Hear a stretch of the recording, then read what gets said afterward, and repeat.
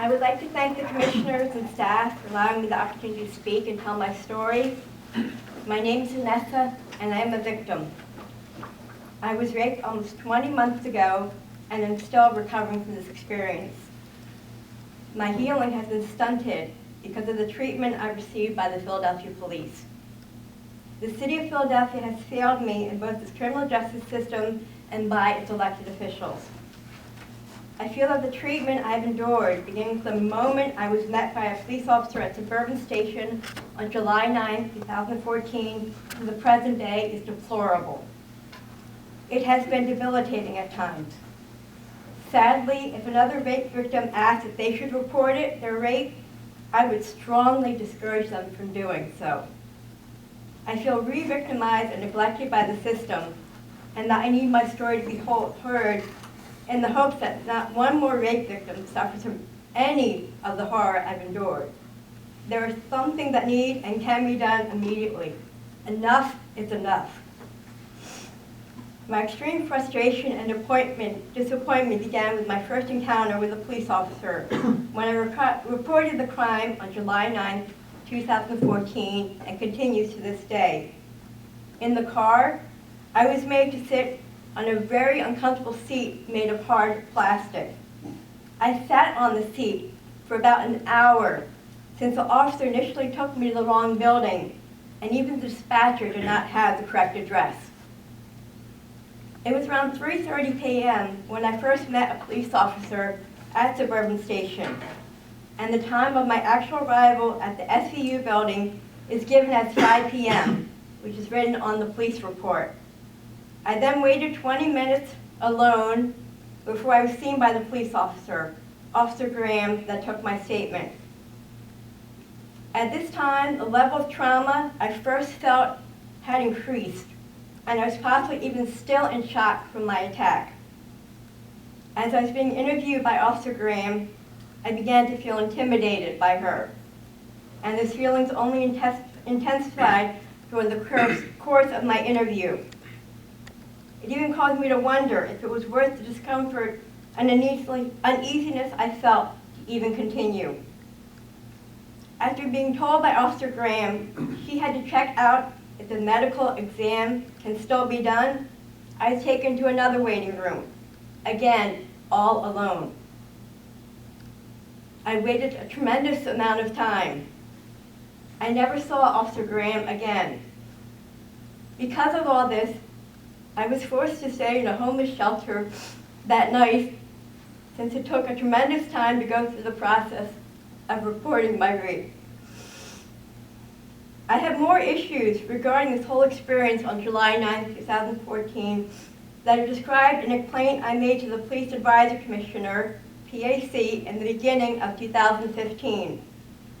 The PAC decided to investigate my claim. I also filed another complaint regarding the continuation of the disrespect I felt that this police division gave me as described below. And that was this past summer, 2015, around the same time as Internal Affairs report. I also take issue with my communication with this police division regarding the status of my case, specifically whether or not the DA's office was going to prosecute. Over the course of 3 months or so, I made at least 10 calls to that division for an update. I hadn't realized I needed to document any effort made by me. At one point, I called the DA's office and was told that I needed to speak to the police instead. I was later told that the officer handling my case had been transferred and my case had been reassigned. That officer was then to call me to let me know the case status. I am still waiting for that call. After coming to the realization that my attempts to communicate with the police were futile, I actually contacted my state representative, Warren Kampf. I asked him if he could get any information regarding my case. He spoke to me at length about my whole ordeal up to that point in time. Representative Kampf was able to speak with appropriate individuals, and his office let me know to expect a phone call. After about a month, I received a call from an assistant DA. and he told me that my case was not going to be prosecuted.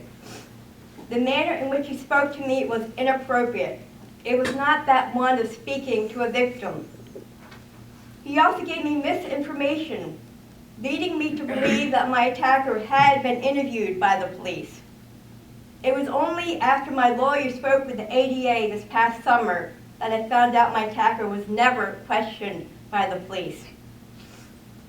This past summer, in 2015, I made a formal complaint to the Police Department's Internal Affairs Division in regards to my negative experience and the lack of investigation.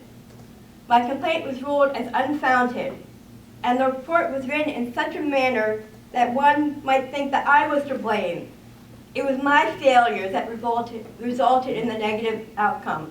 So yet, once again, I'm left to feel the victim, and this time the perpetrator, is the police department.